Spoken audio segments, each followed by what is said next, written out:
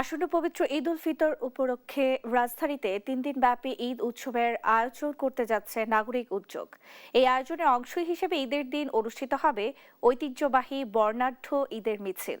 মঙ্গলবার বিকেলে রাজধানীর শাহবাগ জাতীয় জাদুঘরের সামনে এক সংবাদ সম্মেলনে একথা জানান জাতীয় নাগরিক পার্টি এনসিপির মুখপাত্র আসিফ মাহমুদ সজীব ভুঁইয়া।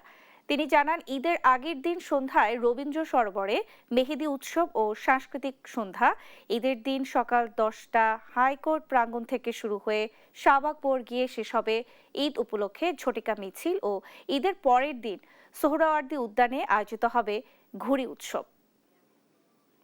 গত বছর আমরা ঢাকা নর্থ সিটি কর্পোরেশনের উদ্যোগে সেটা আয়োজন হতে দেখেছি এবং আমরা দেখেছি যে ঢাকার মানুষ সেটাকে খুব সাদরে গ্রহণ করেছে এবং ঈদের দিন একসাথে এসে আনন্দ উদযাপন করেছে।